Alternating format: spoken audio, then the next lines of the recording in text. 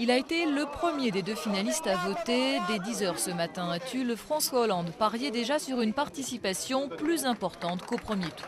Plus la mobilisation sera forte, plus la victoire sera claire, plus grandes seront les chances de notre candidat pour gagner en 2012. Les premiers chiffres publiés à la mi-journée lui donnent raison. À 13 h, la participation est en hausse par rapport au premier tour.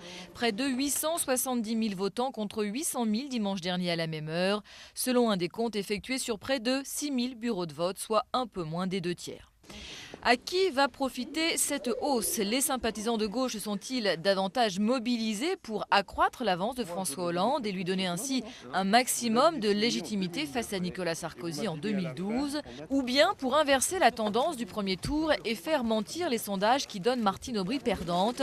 La maire de Lille, qui a voté dans sa ville en fin de matinée, veut croire évidemment à cette seconde hypothèse. Je suis confiante et sereine depuis que j'ai commencé cette campagne et que j'ai rencontré cette grande mobilisation des hommes et des femmes qui veulent que ça change. L'autre grande question de ce deuxième tour concerne le report des voix et notamment les 17% qui s'étaient portés sur Arnaud Montebourg dimanche dernier. Dans son fief de Montreuil, le député de Saône-et-Loire a voté pour François Hollande, à qui il a apporté un soutien à titre personnel qui n'a rien d'une consigne de vote. Pas du tout sûr que la majorité de ses électeurs, plutôt très à gauche, suivent son exemple. Il est le premier à le reconnaître. Beaucoup de mes amis en Saône-et-Loire auront fait d'autres choix que le mien. Je crois que c'est un choix respectable, de même que le mien l'est tout autant.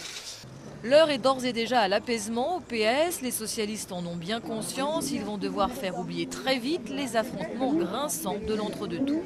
La responsabilité de tous les socialistes, c'est de se réconcilier et c'est d'être unis. On ne peut gagner que dans l'unité.